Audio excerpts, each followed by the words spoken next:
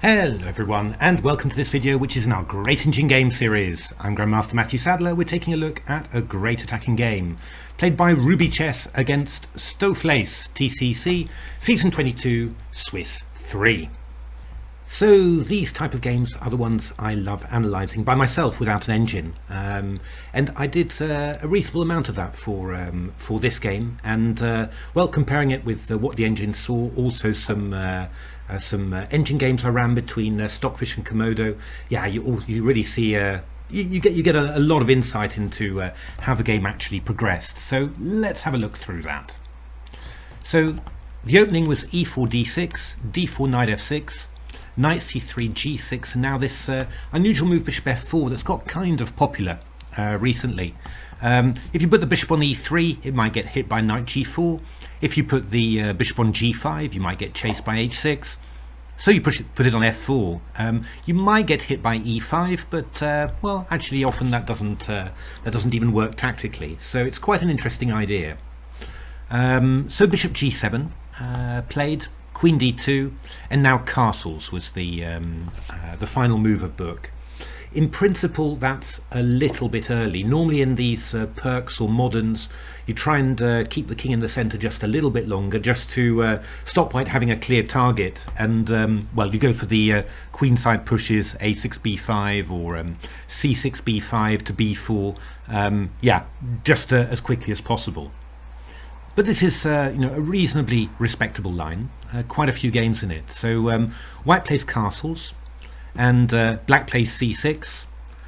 Very useful move for black. Takes control of the d5 square and also prepares b7 to b5. Bishop h6 played by white. Very important idea. It's both attacking and defensive. The bishop, swapping off the dark square bishops, obviously it's going to weaken the black king side. It also removes any possibility of this bishop joining in on an attack on the white king. Pardon me. So b5 played, black threatening b4 when the e4 pawn will be weak. f3, very common idea, setting up a sort of a dragon formation here. And now this move queen a5 from black, and yeah, I mean possibly not the very best moves these for black, but extremely logical. I mean, you're playing c6 b5, force white to play f3. And now the queen's coming to a5 and you're threatening b4, attacking the pawn on a2. And this is a really important moment actually, and here Ruby played something very, very aggressive. I've actually had this position quite a bit in Blitz, and I've invariably played king b1 in this position, maybe not anymore. Why is that? Well, first of all, of course, there is the idea that b4 will leave the pawn on a2 hanging, but it was more to do with the fact that I was worried that after b4, if my knight has to go to b1, then yeah, that knight's going to stay on b1. Is it ever going to get active again? And am I going to be trying to attack using only, using one piece less? So I was kind of worried about it. So that's why I played king b1. So if b4, I can play knight e2 to c1. The knight helps in the defense of the queen side. It can also come out to b3, and well, you always have the feeling that this piece could be used somehow in the rest of the game. But yeah, Ruby made a very fine judgment, and actually it's the move that Stockfish and Komodo also want. So h4 simply, b4, knight to b1. Now, actually, yeah, Komodo and Stockfish, they're already kind of trying to hit the brakes. I mean, they're playing bishop a6 in this position, just to try and start swapping off some pieces. So, for example, this was quite a common continuation. Takes, bishop g7, king takes g7, h5. This was Stockfish against Dragon. Rook h8, and now just h6 check. Just yeah, blocking in the rook on h8 and generally stymieing the whole black king side. Of course, if you've got a rook on h8, then you're not so likely to be able to really develop a big queenside initiative. And then this amazing little move, always breaking these rules, moving pawns on the side of the board where you're weakest. But of course, there is the idea of defending the pawn on a2. Rook c8, g4, c5 and knight e2, and yeah, white's just quite nicely better really. Yeah, good central presence, black king not in great shape, rook on h8 out of play, kind of difficult for black to really get something moving. Pardon me, but that was what Stockfish and Dragon were doing. What Stoofvlees did was much more aggressive and much more consistent. They played the move knight bd7 first, just to stop e4 to e5, and then after h5 played queen takes a2. Now, one interesting thing, there have actually been a few human games with knight takes h5, but this just seems to be a total disaster for black. So bishop g7, king takes g7, and yeah, I almost got there analysing on my own. I just missed a couple of little points, but this was basically the idea. Queen h6 check, we go e5, so break the path of the black queen across the king side.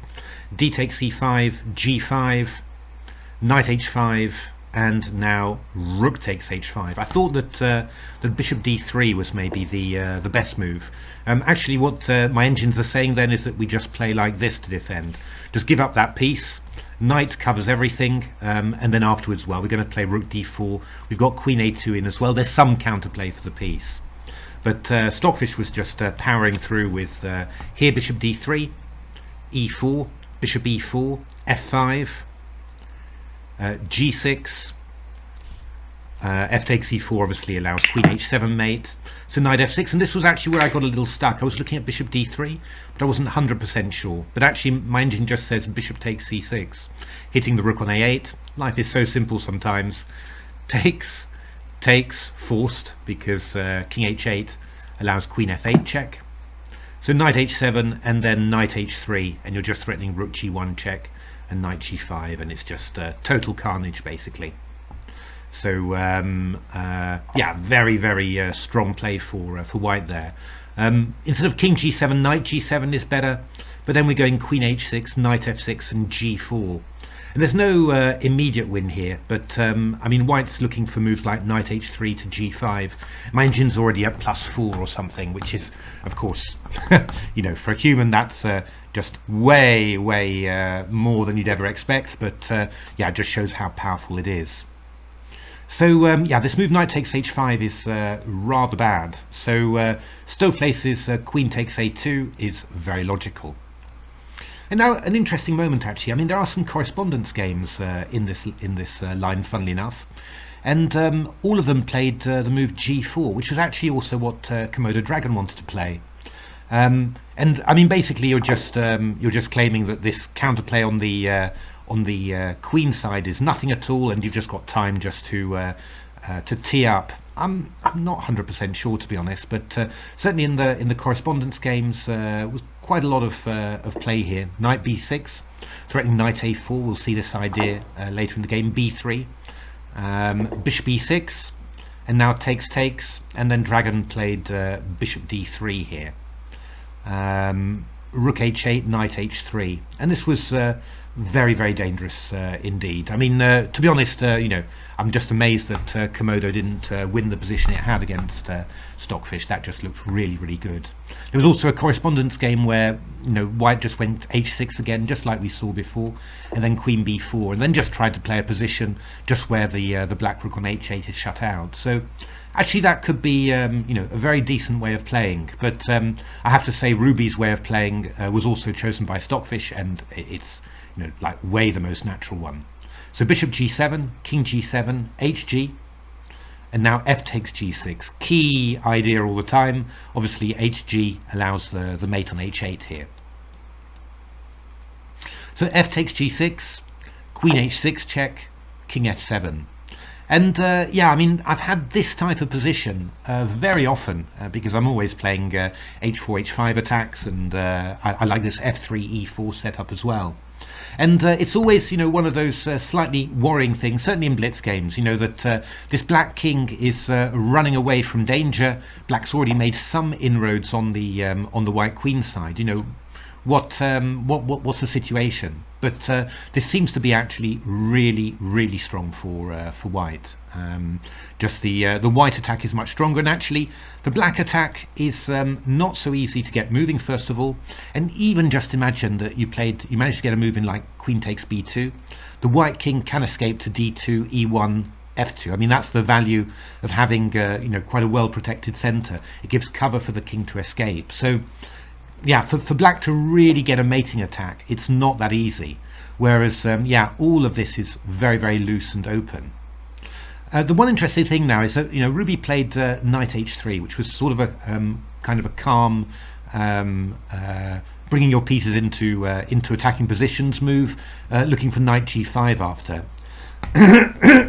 Pardon me. In actual fact, both Stockfish and Komodo were really keen on playing e5 almost immediately.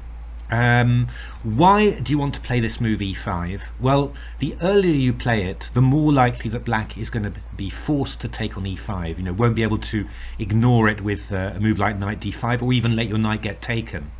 And well, of course, d takes e5, it's going to give some possibilities to, well, either open the e file or to open the d file. And obviously, since the king really wants to use the d file to cut across, I mean, just having it in, having that possibility in is pretty useful.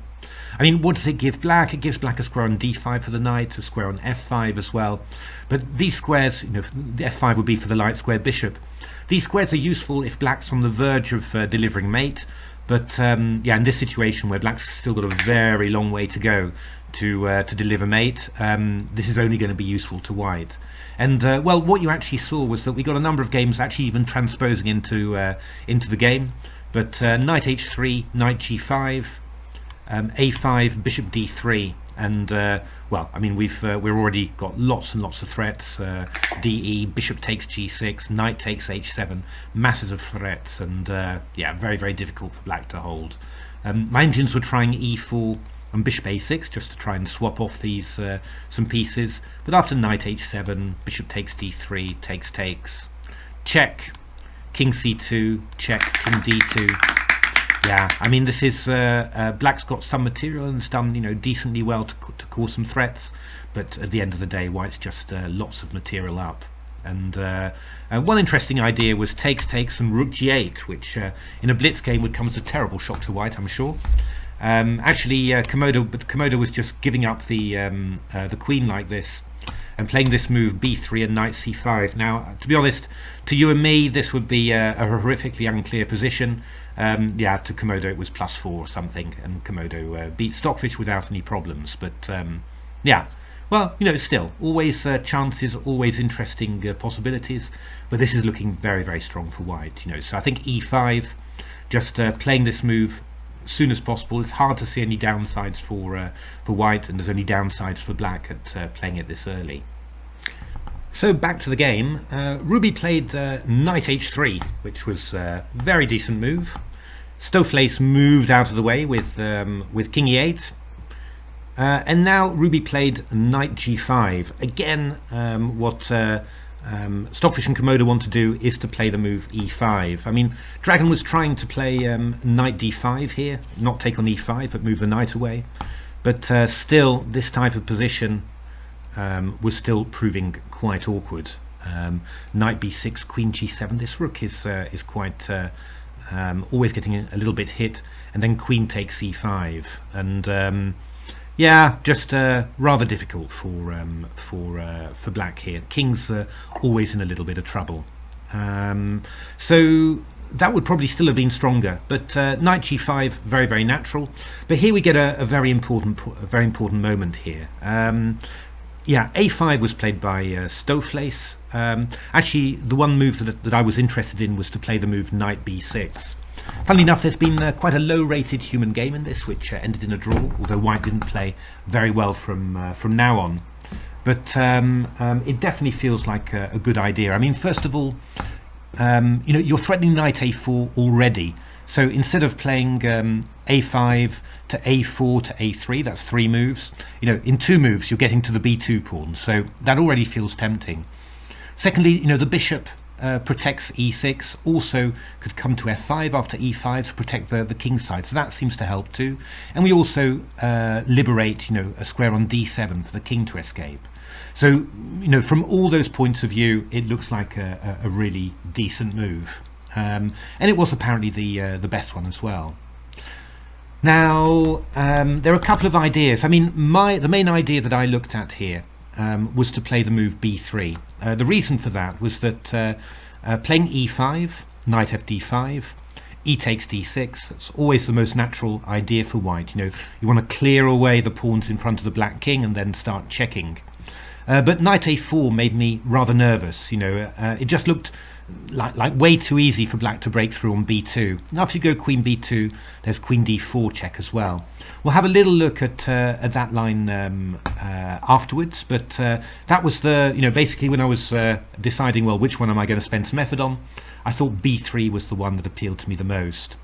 I mean, Stockfish, doesn't like it at all. What I like about it stops knight a4, just forces black to find a different way to break through, and also cuts off the queen on a2. So it's no longer covering e6, f7, g8, which, well, you'd hope would give you some possibilities. So after b3, a5, only move, e5, and now actually there's two equivalent moves. Black can actually just play a4 in this position, and after e takes f6, just rook takes f6. Black's given up a piece, so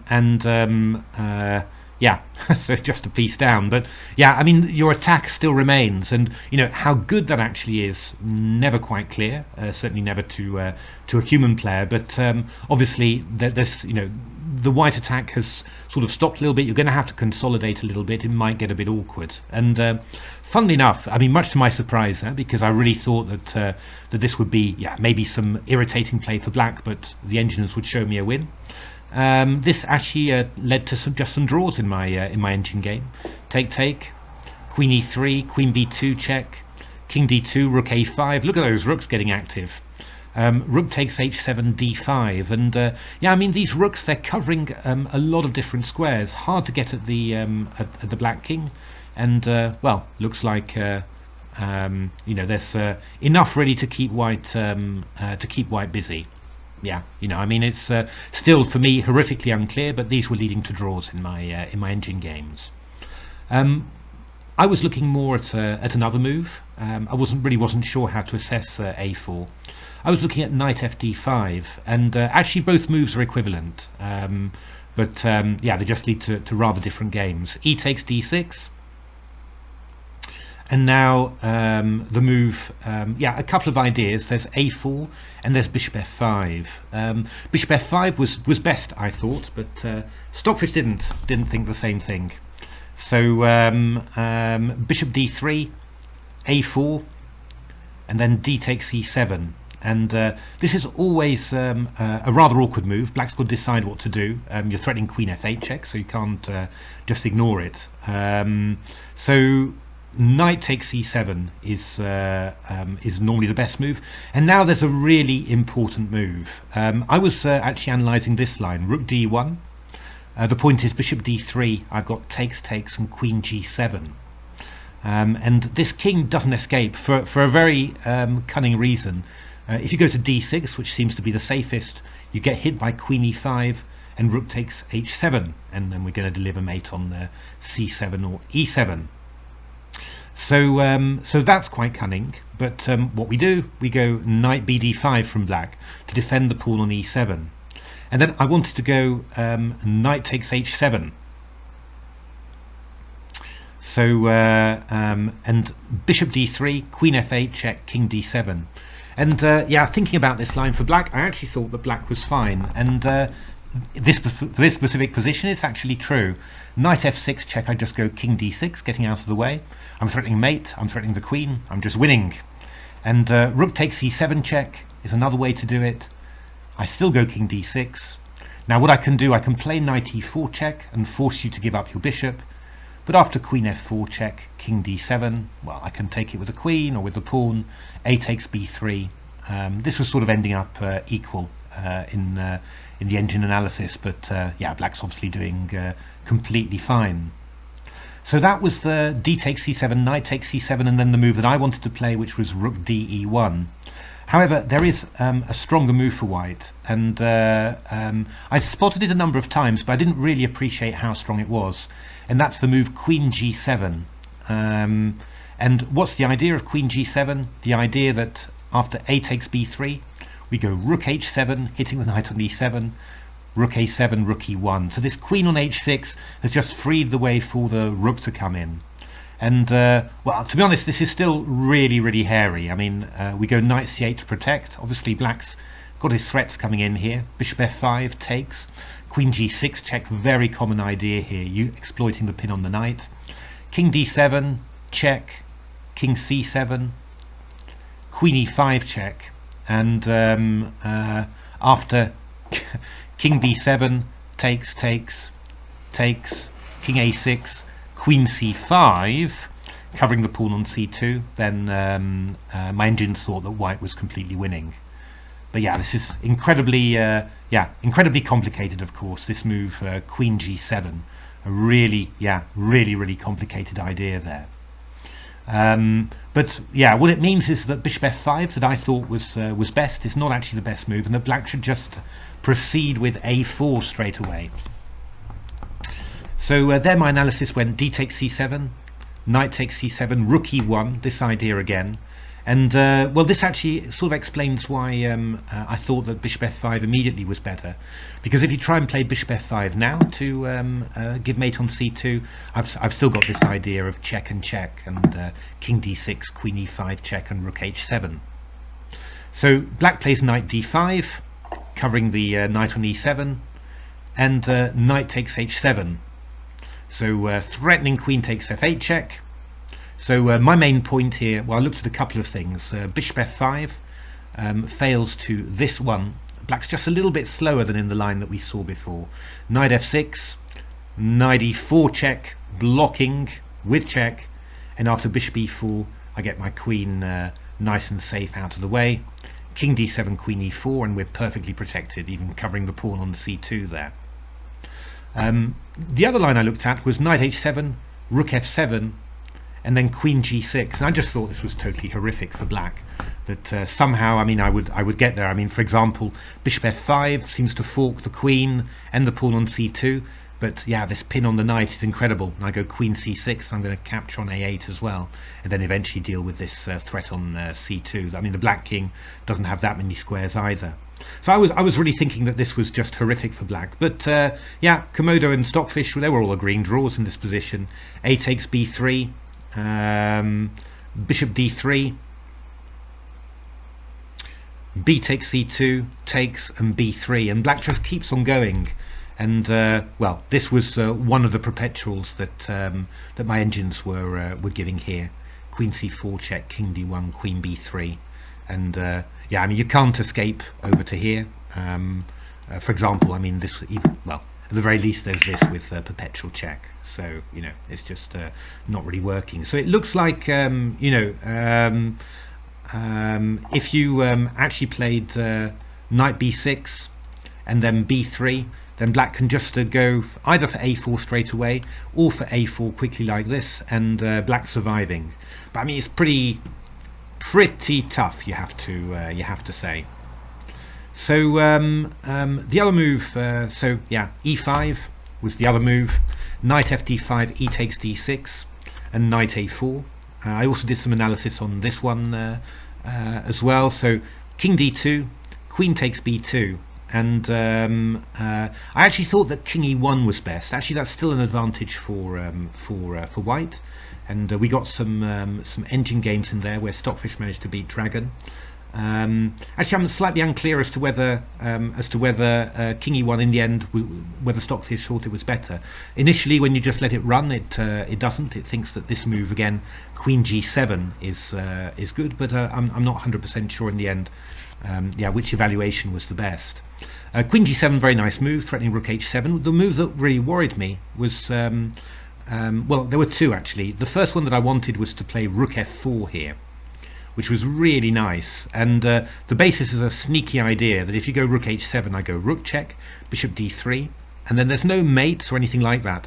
but you've just got this simple idea: takes and knight b2 with fork of king and rook. And well, I mean, I just said this is not going to be worse for black. Actually, it's -3 according to Stockfish. So yeah, that's kind of good, really. But after rook f4, we can simply play king e1, getting out of the way. And after queen c2, d takes c7. I mean, black's big problem here is that there's no checks. I mean, there's just no way to check the white king, and you're just threatening queen h8 check and rook takes h7. So yeah, black's just completely lost here. Basically, there's just no way that that black can survive. So rook f4 isn't great, but rook f6 was the idea that I was quite keen on. Again, well, basically here trying to block the queen's path to defend d4, and this is working, yeah, pretty well. I mean, my line was d takes c7, queen d4, king e1, queen e3, bishop e2. Now, unfortunately, I made a bit of a boo-boo because I missed after queen g5 just how strong rook d5 was. I'd seen it, but I hadn't quite realised it was that strong. cd, rook takes h7, and there's no real checks. Here we come here. And well, we've got ideas like bishop b5 and queen g8 is just total carnage.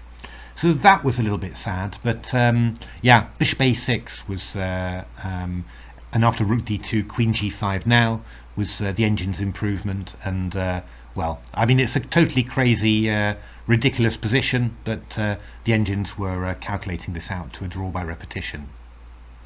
So yeah, that was quite interesting. However, after the move rook to f6 in this position, so we're saying king d2, queen b2, queen g7, rook f6. The best move was bishop c4. Queen takes d4, king e1. We'll just give that one up. Queen e3, king f1, rook takes d6. And this was the second idea of black's plan. You take with the rook, that sort of makes like a barrier, and now the king is going to be safe to escape on the d file. Now, my engines thought that this was better for white. Looks like a total mess to me. But yeah, this was also Stoofvlees.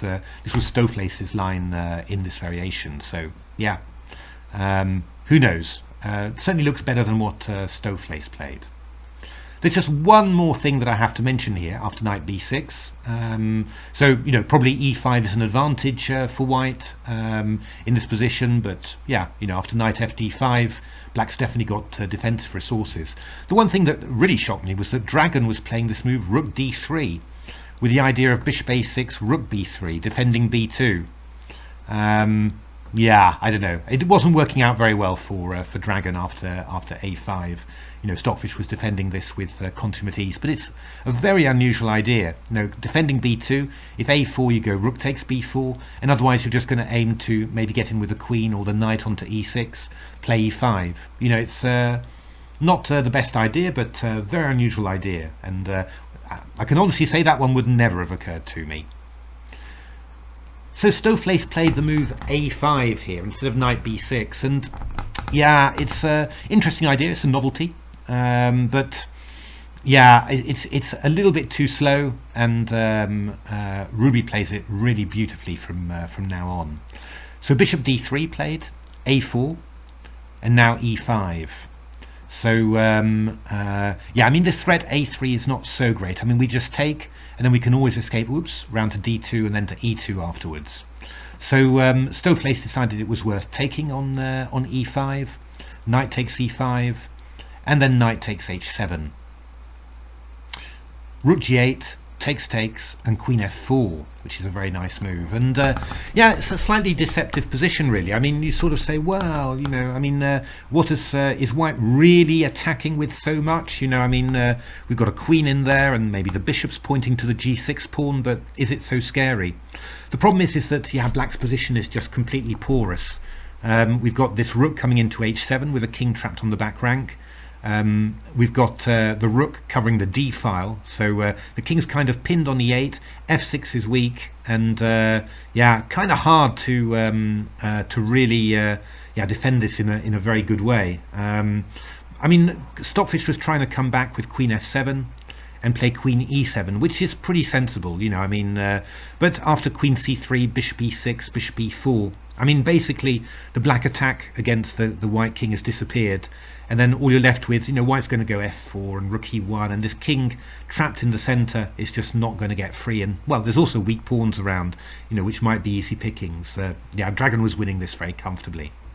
So Stoofvlees keeps on going with a3, b takes a3, and now it played b takes a3, which is quite obvious, of course.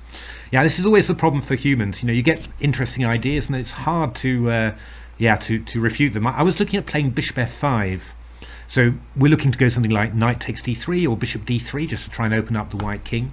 So you go bishop f5, but the point is now that the queen's no longer attacking the pawn on f6. So does that give you time to go b takes a3 and maybe get in a quick queen b2, a2 to a1? It seemed very, very interesting. Took me, well, there's a couple of ideas that I spotted. As always, you know, often you sort of see one main line in a sort of a flash, you know, just but yeah, then it's the sidelines that really really cost you the cognitive load to work through all of them. So bishop d7 check was an idea I saw quite quickly, but actually slightly unfortunately the move that really took me a long time to get into was this move rook d6 in reply to king f7. Somehow I was looking at rook h7 checks all the time and not quite being able to make those work. So but rook d6 is really strong, but knight takes d7 of course is the move. And yeah, this was the thing where I guessed wrong basically. I mean, we've got a couple of ideas. We've got rook e1 check and we've got rook takes d7, and rook d7 was quite interesting. The first point is that this actually is just winning, because I've got this cunning little idea. You have to spot these things always. Winning material is always a shortcut in a line that's, you know, that's also a mating line. Knight c3 check, just forking king and queen and winning. So after rook d7, black has to go queen b2 check. So I go king d2, king d7, rook h7 check. You have to go forwards. You can't go back. So king e6, queen c4 check, king d6, and now knight c3 was the big idea, shielding, stopping the queen from getting back here. And I'm just threatening stuff like queen d4. So for example, if you just played some random move like a2, I could go check there, and checkmate, because the knight is covering the d5 square. So I saw the idea rook d4, rook d8, which is quite cunning, because if queen d4 check, we go king e8, king e6, and there's a pin. But this was the idea, f4. So threatening actually, knight e4 checkmate. There's only one way to deal with it, and that is the move f5. And yeah, we still got the same problem that queen d4 check, king e6 pins the king. Now I thought actually that I'd well, worked out this very long line to total perfection by playing the move king e3, because actually the only way I saw of defending against the threat of queen d4, king e6, queen e5 check was to play queen c1 check, king f3, there's no check, queen e1, covering e5, but then I go queen b4 check, and that's just mate with queen b6. Unfortunately, yeah, this is often the case with human calculation. I just missed this little trick and queen c5 when black is perfectly fine. No problem at all, just covering the c5 square, so there's no way that that you can give mate. So that was rather annoying. So what it meant was that the other line, which I also had in reserve, but I wasn't quite sure whether it was leading to mate or not, rook he1 is much better. What I hadn't actually seen just at my first glance, yeah, I would have needed some time and concentration to find this, is that so after king f8, queen c5 check is one obvious thing. We go king g7, and if I go rook d7, then king h6. It wasn't completely clear to me how we're doing it. You know, queen e3, there's g5, the queen stopping queen e6 check, the rook can come to g6 to block. But we've got this very clever idea where we go queen c3 check, king f8, queen b4 check, really nice, king g7, and then rook d7 check. And by adjusting the queen from c5 to b4, you've got this king h6, queen h4 checkmate idea. Yeah, again, really, really nice, of course. Really, really just stunning there. And yeah, I mean, again, it's always the thing with comparing human to engine calculation. It's so many of these things are, there's precision required until the very end, and for human calculation, it's a mixture of real concrete calculation of variations, but there's also an element of guessing because you can't calculate every variation. So and yeah, guessing right is an art, and yeah, just like calculating is a skill, really. So b takes a3. Anyway, that was my idea, bishop f5, which was dangerous, but not good enough. B takes a3 is a cunning defense, because if queen f6, we go queen b2 and knight c4 check and pick up the queen on f6. But now knight c3, look at that, the knight's been doing nothing, coming into c3. And yeah, I mean, black's just got to decide here what he's going to do. I mean, knight takes d3 would be interesting, but we go rook d3 there, takes, and then rook e3 check. And this is just actually winning. So king there, check, king c7. We've got this move knight d5, which I spotted. It's not too difficult. There's the mate is quite beautiful. Takes, rook check. You try and come back because obviously going to the side is not going to work. Queen f7 check, king d6, queen c7 check, king e6, rook e3, and you've got the king in some sort of cage there. And after king f6, check, checkmate. That's a beautiful finish to that game.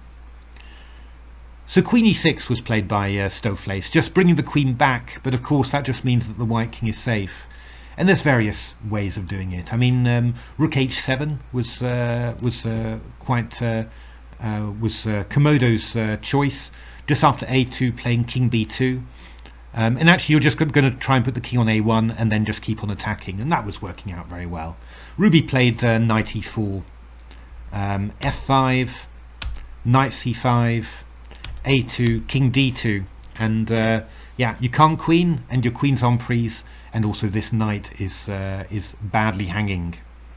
So queen d6 was played, rook e1, king f7, rook e5, and I mean, wouldn't it be lovely if you could play a1 queen, but we've got the threat of rook takes f5 check and winning the queen after, so that's not really going to work.